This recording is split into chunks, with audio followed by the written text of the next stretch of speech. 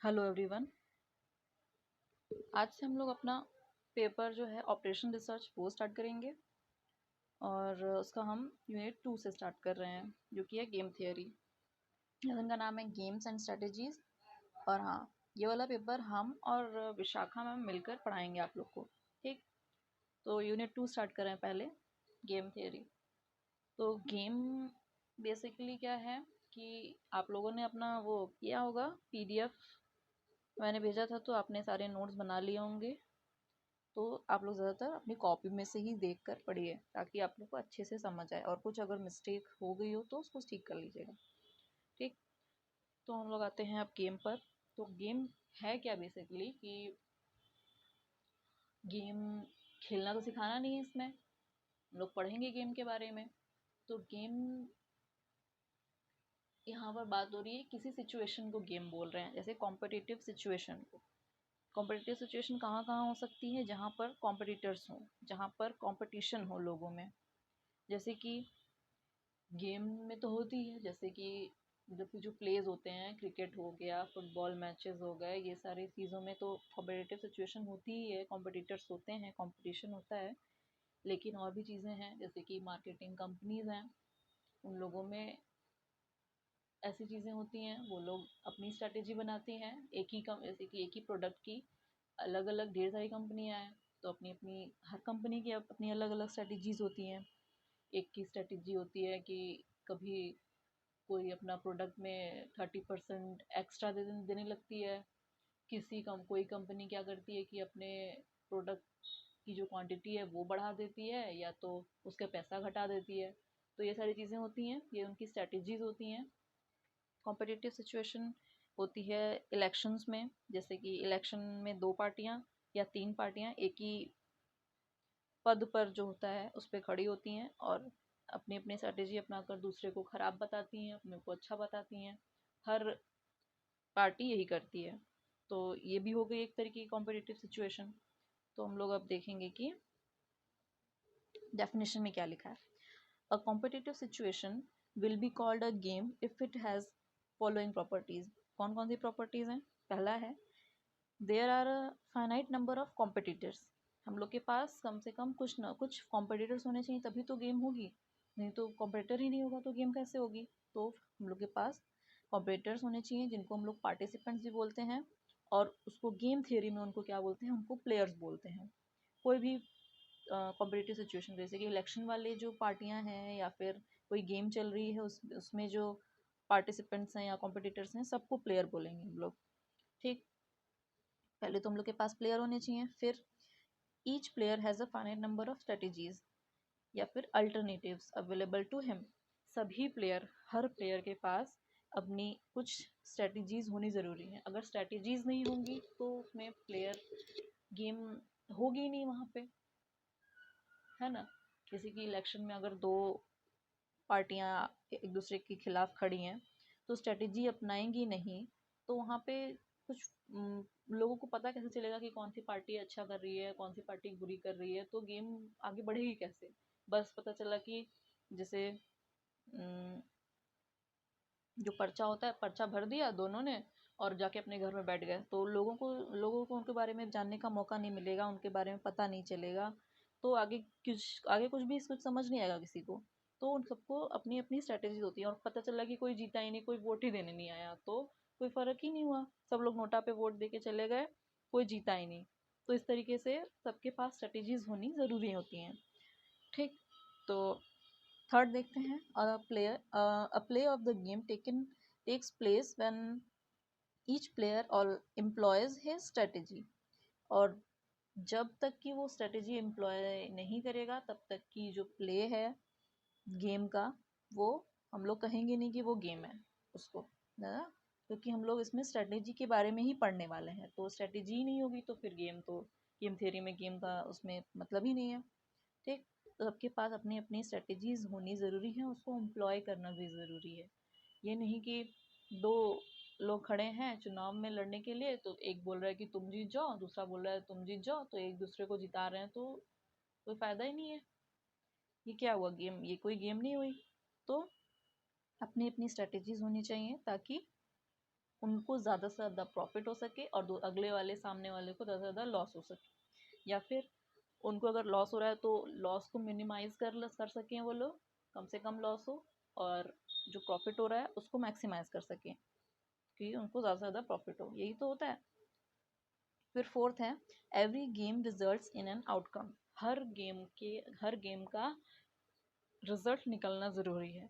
ऐसा नहीं कि कोई भी गेम, जैसे कि दो पार्टिसिपेंट खड़े हैं एक दूसरे को हराने के लिए इलेक्शन में, और उन्होंने पूरे स्ट्रेटेजी अपना ली, पूरे टाइम चुनाव प्रचार कर लिया, पूरे में चप्पे चप्पे पे घरों पे घर घर जाकर हाथ पैर जोड़कर, फिर पता चला कि चुनाव ही नहीं हुआ, तो रिजल्ट निकला ही नहीं, तो यहाँ पे गेम हुई नहीं। तो गेम होना, रिजल्ट यानी कि इलेक्शन होना ज़रूरी है, तभी गेम होगी। इलेक्शन होगा तो भले ही एक जीते दूसरा हारे या फिर ड्रॉ हो जाए मैच, तो उससे फ़र्क नहीं पड़ता। ड्रॉ भी हो जाएगा तो ये होगा कि समझ आएगा कि लोगों को दोनों एक इक्वली पसंद थे, तो उन्होंने दोनों को इक्वली वोट दिया, जिससे कि ड्रॉ हो गया। जैसे कि मैच होता है, क्रिकेट मैच, उसमें ड्रॉ हो जाता है, या तो एक टीम हारती है एक टीम जीतती है, या तो ड्रॉ हो जाता है, तो कम से कम कुछ रिजल्ट निकलता है। तो रिजल्ट निकलना ज़रूरी है गेम में, तभी वो गेम की डेफिनेशन को फॉलो करेगा और वो गेम थ्योरी के अंतर्गत आएगा, नहीं तो इसमें नहीं आएगा।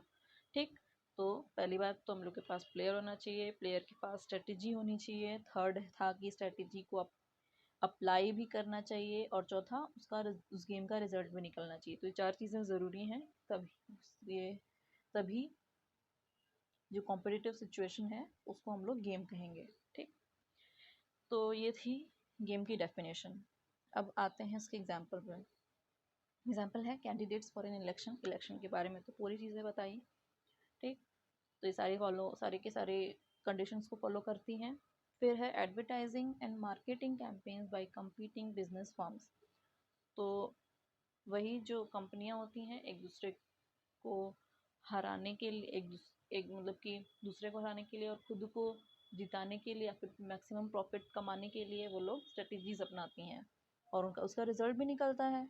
लोगों के पास जाती हैं चीज़ें तो लोग ज़्यादा खरीदना चालू कर देते हैं, किसी को कम पसंद करने लग जाते हैं, तो रिजल्ट भी होता है उसमें। तो ये हो गया गेम एक तरीके का। फिर countries involve in military battles etcetera, तो ये भी गेम है। ठीक, फिर आता है two person zero sum games. When there are two competitors playing a game it is called a two person game. जो कॉम्पिटिटर्स हैं सिर्फ अगर दो ही हो तो उसको हम लोग बोलते हैं टू पर्सन गेम। ठीक, अगर दो से ज़्यादा हो जाएंगे तो एन, यहाँ पे लिखा है in case number of competitors exceeds two से एन, मान लो n, then game is termed as n person game. अगर तीन हो जाते हैं तो थ्री पर्सन गेम, फोर हो जाते हैं तो फोर पर्सन गेम, ऐसे ही एन पर्सन गेम। एन क्या है? पॉजिटिव रियल नंबर, बल्कि पॉजिटिव इंटीजर।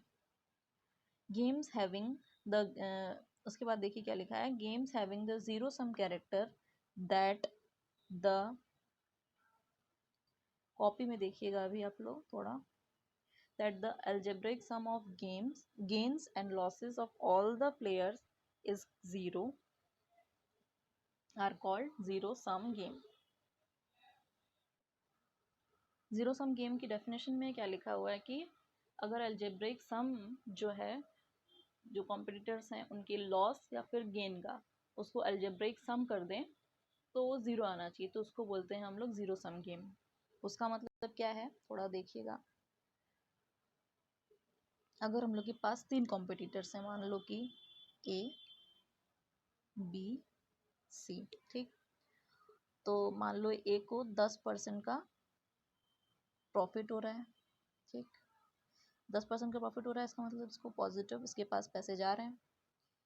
बी को 5% का लॉस हो रहा है, सी को भी 5% का लॉस हो रहा है। उसको अलजेब्रिक सम मतलब कि जो साइन जैसे है वैसे ही हम लोग इसको सम कर देंगे। तो यहाँ पे क्या लिख देंगे हम लोग अब, 10 माइनस पाँच इक्वल्स टू क्या आ जाएगा, 0। ये हो गया हम लोग का अलजेब्रिक सम, समझे? तो इसको हम लोग बोल रहे हैं अलजेब्रिक सम। तो अगर ये इसकी वैल्यू अगर 0 आ जाती है तो हम लोग उसको बोलते हैं ज़ीरो सम गेम। ठीक है, फिर अभी क्वेश्चंस करेंगे तो और अच्छे से समझ आएगा, अभी वैसे समझाया है हमने। फिर क्या है, zero sum games with 2 persons are called 2 person zero sum game. अगर 2 पर्सन ही है सिर्फ कंपटीशन में और उनका जो सम आ रहा है वो 0 है, अलजेब्रिक सम, तो उसको हम लोग बोलेंगे 2 पर्सन ज़ीरो सम गेम। जैसे कि मान लो ए है और बी है, सिर्फ 2 ही है, तो यहाँ पे क्या होगा, जितना इसको प्रॉफिट होगा उतना ही इसको लॉस होगा, तभी तो ये 0 आएगा। तो इसको हम लोग क्या हो जाएगा, हम लोग के पास बराबर वैल्यू हो जाएगी 0। इतने का इसको प्रॉफिट हो रहा है और इतने का इसको लॉस हो रहा है। ठीक,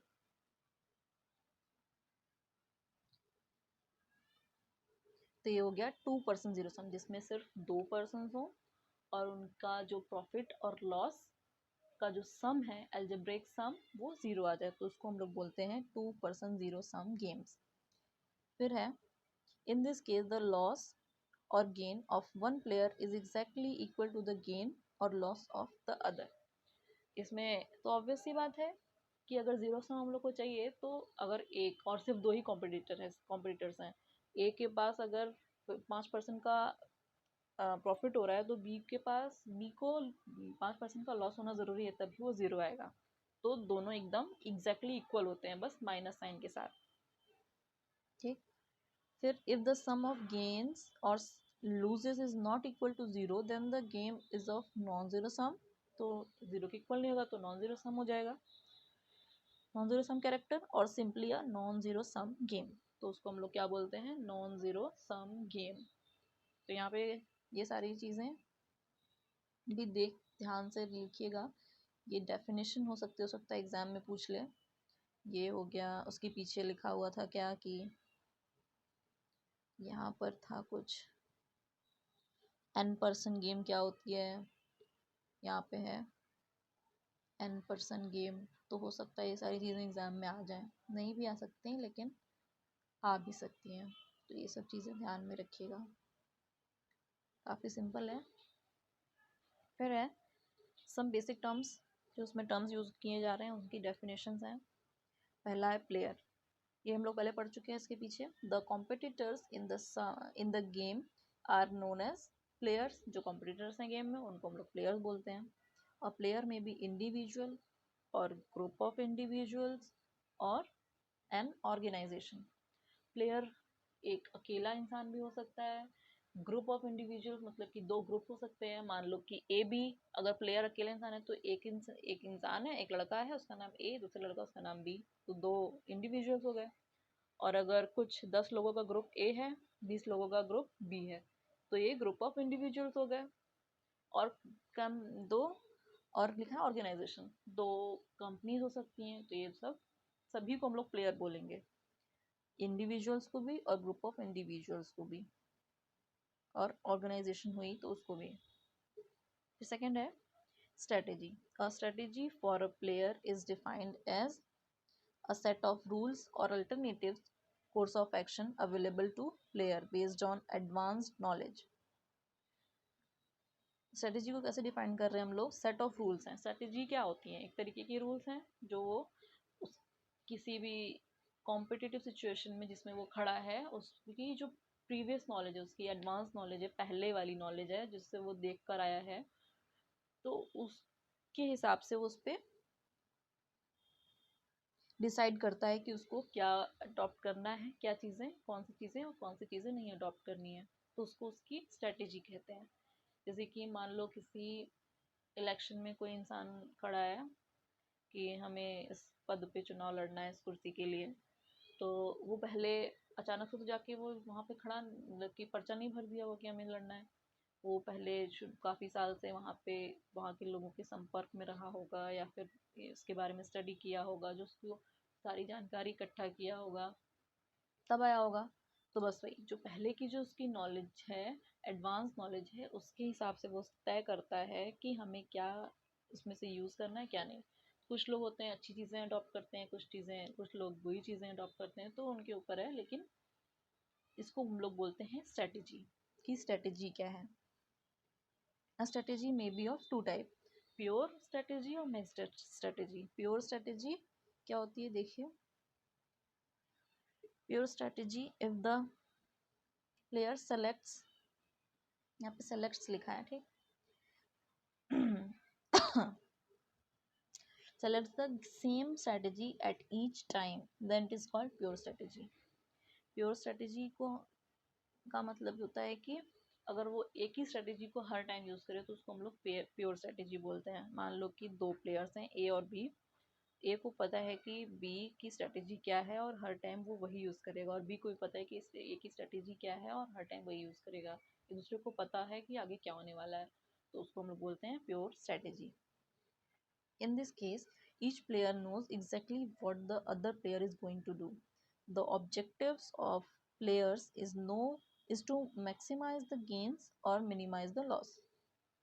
ठीक, एक दूसरे को पता ही होता है कि वो आगे जाके क्या करने वाला है, और उन लोग का ऑब्जेक्टिव क्या होता है, मेन मोटो क्या होता है उनका, कि जो उनको गेन है उसको मैक्सिमाइज करें उनका गेन को, और मिनिमाइज करें उनकी लॉसेस को। ठीक, फिर है मिक्स्ड स्ट्रेटेजी।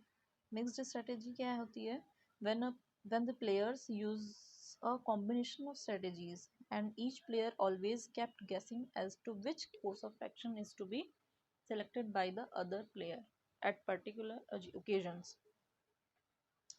जब प्लेयर्स जो होते हैं वो यूज करते हैं क्या, कॉम्बिनेशन ऑफ स्ट्रेटेजीज, सिर्फ सिंगल स्ट्रेटेजी नहीं होती है, कॉम्बिनेशन होता है, एक स्ट्रेटेजी, दूसरी स्ट्रेटेजी, तीसरी स्ट्रेटेजी, ठीक, 2-3 स्ट्रेटेजीज होती हैं उनकी। एंड ईच प्लेयर ऑलवेज दूसरा जो प्लेयर होता है, या फिर सिर्फ जरूरी नहीं कि दो ही हों कॉम्पिटिटर्स, तो एक के अलावा जो बाकी होते हैं वो सब के सब गेस करते रहते हैं कि इसकी अगली स्ट्रेटेजी क्या होने वाली है। इसी तरह ये भी अगले वालों की गेस करता रहता है हमेशा कि उनकी स्ट्रेटेजी आगे चलकर क्या होने वाली है, और आगे कौन सा वो एक्शन लेने वाले हैं इस पर्टिकुलर ओकेजन पर, तो उसको हम लोग मिक्स्ड स्ट्रेटेजी बोलते हैं। ठीक, प्योर स्ट्रेटेजी मतलब कि सारे प्लेयर्स को पता होता है कि क्या क्या स्ट्रेटेजी है और आगे क्या होने वाला है, मिक्स्ड में नहीं पता होता है, कॉम्बिनेशन ऑफ स्ट्रेटेजीज होती हैं। ठीक, फिर है ऑप्टिमम स्ट्रेटेजी। इसकी डेफिनेशन है अ कोर्स ऑफ एक्शन और play which puts the player in the most preferred position irrespective of the strategy of his competitors is called an optimum strategy। Optimum strategy की definition लिखी है कि जो course of action और फिर जो play है वो उस प्ले को करने से या फिर उस एक्शन को लेने से जो प्लेयर ले रहा है उसकी जो वो किस पोजीशन में चला जाए, मोस्ट प्रिफर्ड सिचुएशन में चला जाए। मतलब कि अगर उसको गेन हो रहा है तो गेन को मैक्सिमाइज कर पा रहा है उस स्ट्रेटेजी से वो, या फिर लॉसेस को मिनिमाइज कर पा रहा है उस स्ट्रेटेजी से। और अगला वाला जो उसका कॉम्पिटिटर है उसके इररिस्पेक्टिव है, बिल्कुल उसकी कोई भी स्ट्रेटेजी हो, इसको कोई फर्क नहीं पड़ता, उस स्ट्रेटेजी से वो बिल्कुल मोस्ट प्रिफर्ड सिचुएशन में जा रहा है, पोजीशन में जा रहा है, तो उसको बोलेंगे हम लोग ऑप्टिमम स्ट्रेटेजी। ठीक,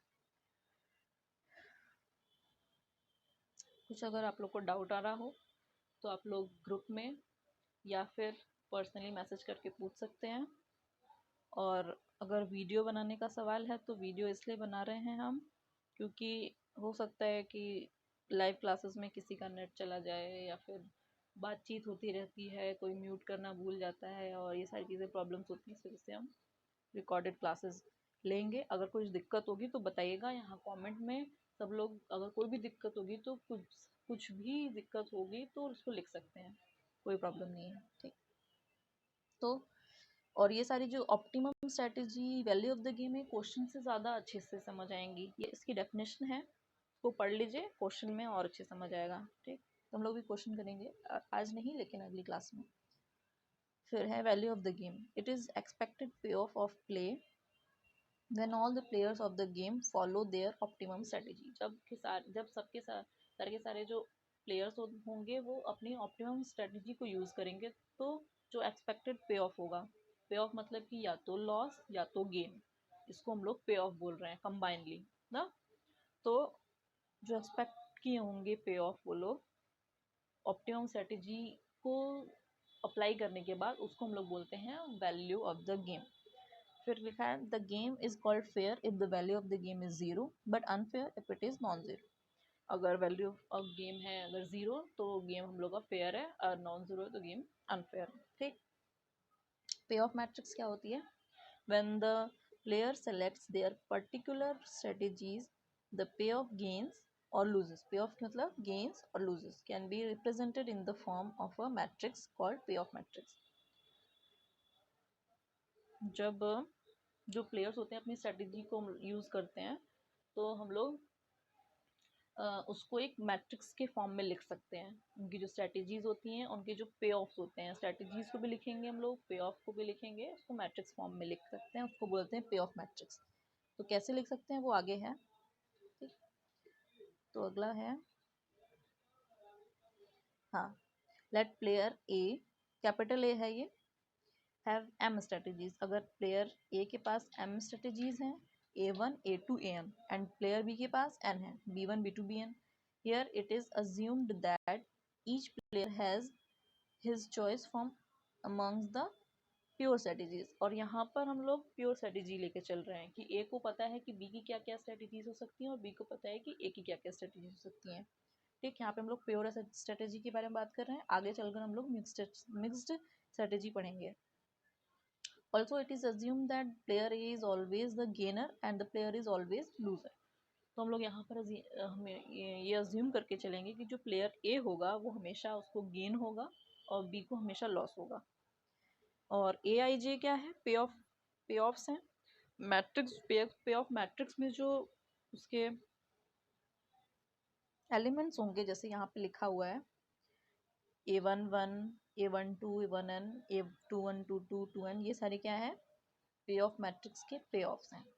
ठीक, तो let Aij be payoff which player A gains from player B if player A chooses strategy AI and player B chooses strategy BJ। और पे ऑफ मैट्रिक्स ऐसे हम लोग रिप्रेजेंट करते हैं। तो यहाँ पे क्या लिखा था कि जो AIJ है वो, यहाँ पे पहली बात तो देखा जाए कि प्लेयर जो A है ये हमेशा गेनर है और प्लेयर बी हमेशा लूजर है, मतलब उसको हमेशा लॉस हो रहा है। तो A1 जो स्ट्रेटेजी है हम लोग की, ये कैसे आई है? जब A जो है वो A11 जो पे ऑफ है, ये A11 जो पे ऑफ कैसे आया है? जब A जो है वो A1 स्ट्रेटेजी को यूज किया और B1 स्ट्रेटेजी को यूज किया, तो हम लोग को मिला A11 पे ऑफ। ठीक,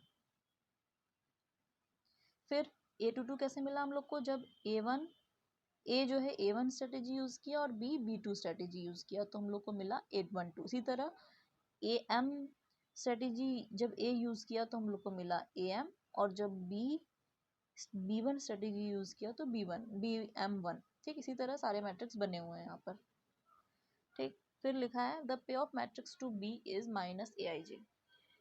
बी के लिए अगर हम लोग पे ऑफ मैट्रिक्स बनाएंगे तो माइनस AIJ के फॉर्म में बन जाएगी। जैसे कि यहाँ पे देखिए, अगर हम लोग यहाँ पर बी लिख दें, प्लेयर बी है यहाँ पर, और एक मैट्रिक्स ऐसे बना दें, ए मैट्रिक्स यहाँ पर है, तो यहाँ पे B1 आ जाएगा, यहाँ पे मान लो A1 आ गया। तो A1 तो यहाँ पर हम लोग को प्रॉफिट हो रहा था A1 को हमेशा, और B को हमेशा लॉस हो रहा था। तो B जो A11 था, A को प्रॉफिट हो रहा था, और लेकिन ये B के फॉर्म में, जब B इधर रहेगा इस साइड में B हो जाएगा, तो B के फॉर्म की मैट्रिक्स बनेगी, B के फेवर की मैट्रिक्स बनेगी। तो यहाँ पर आ जाएगा क्या?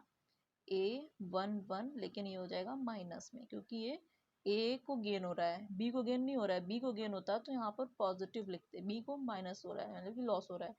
A minus A11 minus A12, इसी तरह सारी चीज़ें लिखेंगे। यहाँ पे सारे के सारे जो पे ऑफ्स होंगे सब में माइनस माइनस माइनस लगता जाएगा। ठीक, तो अब है एग्जाम्पल, एक एग्जाम्पल है, उसको देख लीजिए, फिर इस क्लास को ख़त्म करते हैं हम लोग। एग्जाम्पल है, consider a 2 person coin tossing game. Game क्या है हम लोग की? 2 पर्सन के कॉइन टॉस करने की। यानी कि यहाँ पे 2 पर्सन है, ए और बी, दोनों अपनी अपनी कॉइन को टॉस करें। 2 कॉइन्स जो हैं वो टॉस की जा रही हैं। ठीक, each player tosses N unbiased coin simultaneously. ठीक, एक के बाद एक कॉइन टॉस किया जा रहा है। एक के बाद एक क्या लगातार एक कर रहा है, दूसरा भी कर रहा है, साथ में कर रहा है। प्लेयर बी जो है pays ₹7 to A if H H occurs, यानी कि हेड हेड अकर्स, हेड और टेल आता है कॉइन्स में। तो अगर ए और बी दोनों का हेड हेड आ जाता है तो जो प्लेयर बी होगा वो ए को ₹7 देगा। अगर हेड हेड आता है तो ए को कितने रुपए का प्रॉफिट होगा? +7। टेल टेल आता है, कॉपी में देखिएगा यहाँ पे लिखा है कि हाँ, एंड ₹4 देता है B if T T occurs, यानी कि टेल टेल अकर्स। जब टेल टेल आता है तो ए को प्रॉफिट होता है कितने रुपए का? ₹4 का। जब हेड और टेल आता है उसके बाद लिखा है कि otherwise player A pays ₹3 to B. तो नहीं तो जो प्लेयर ए है वो बी को देता है, तो बी को प्रॉफिट हो रहा है +3। किसमें किसमें? हेड टेल और टेल हेड दोनों में। ठीक, तो इसकी मैट्रिक्स कैसे बनेगी?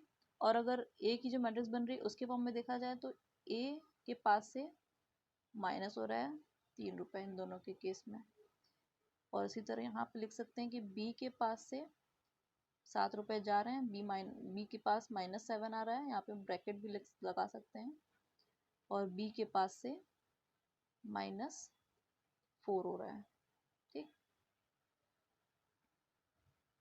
तो ये हो गया player B pays ₹7 to A if head head occurs and ₹4 if tail tail occurs. Otherwise player A pays ₹3 to B, that is if head tail or tail head occur. ठीक, this two-person game is a zero-sum game since the winning or of one player is the losses for the other. पर जो game है वो क्या है? 2-person zero sum game है। कैसे? 2 person है। पहली बात तो जीरो सम कैसे है? जीरो सम ऐसे है कि एक की जो विनिंग है वो दूसरे की लूजिंग है। अगर ए जीतेगा तो दूसरा हारेगा ही हारेगा, दोनों नहीं जीत सकते, दोनों नहीं हार सकते ना।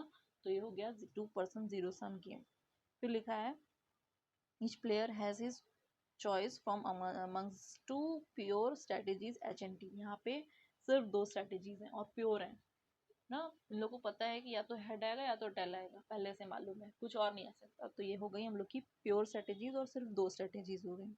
दस ए इज पे ऑफ मैट्रिक्स। ए की जो पे ऑफ मैट्रिक्स बनेगी, ए की पे ऑफ मैट्रिक्स इसलिए बन रही है क्योंकि ए को प्रॉफिट हो रहा है। मे बी गिवन बिलो, कैसे है बनी? यहाँ पे हम लोग लिख दिए हैं प्लेयर ए, ठीक, यहाँ प्लेयर बी। जो स्ट्रेटेजीज हम लोग पीछे लिखे थे A1, यहाँ पे A1 A2 कॉपी में देखिएगा, जहाँ पे हम लोग M तक लेके गए थे, M×N मैट्रिक्स बनी थी वहां पर। अगर A1 A2 लिखा था M तक, तो यहाँ पर हम लोग सिर्फ 2 है तो 2 लिखे हैं, वो भी H और T लिखे हैं क्योंकि A1 की वैल्यू देखिए यहाँ पे, यहाँ साइड में लिखा हुआ है A1 बराबर H और A2 बराबर T, B1 बराबर H और B2 बराबर T। कैसे लिखा है? क्योंकि ये दोनों स्ट्रेटेजीज हैं, H और T ही स्ट्रेटेजीज हैं हमारे यहाँ पर। H और यहाँ पे फिर देखिए,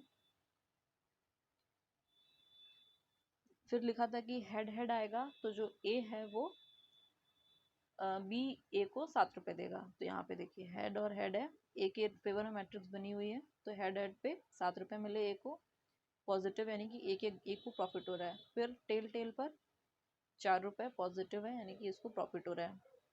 फिर अगर हेड टेल आता तो बी को देना होता इसको ₹3, तो यहाँ पर -3, यहाँ से ₹3 गए ए के पास से, और टेल हेड पर भी इसके पास से ₹3 गए। ठीक, फिर है where H and T are strategies. ठीक, ये तो बताया ही, और यहाँ पे साइड में लिखा हुआ है ये सब A11 A2 की A22 A21 A22 ये सब चीज़ें वैल्यू लिखी हुई हैं साइड में बताने के लिए कि समझ आ जाए, लिख दिया है। और A1 A2 स्ट्रेटेजीज हैं H एंड T और B1 B2 स्ट्रेटेजीज हैं H एंड T।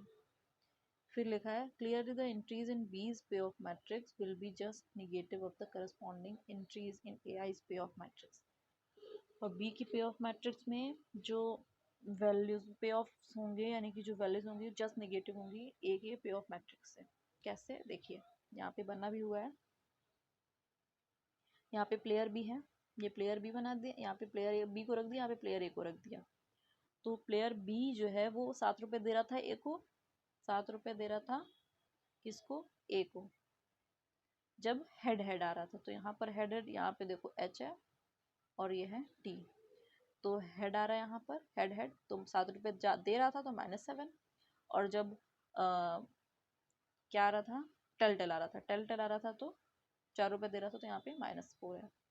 उसके बाद फिर हेड टेल टेल हेड में क्या हो रहा था कि ए दे रहा था बी को 3 रुपये, तो यहाँ पे ए दिया हुआ है बी को 3 रुपये, 3 रुपये का प्रॉफिट हुआ है बी को, और यहाँ पर प्रॉफिट हुआ है बी को। तो यहाँ पे हो गई है बी की पे ऑफ मैट्रिक्स।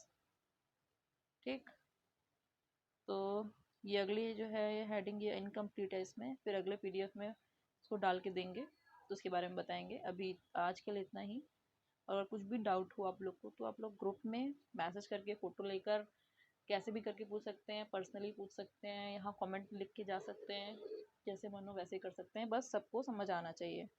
और अगर वीडियो में अगर कुछ दिक्कत हो तो वो भी बताइएगा। ठीक, तो आज के लिए इतना ही। Thank you.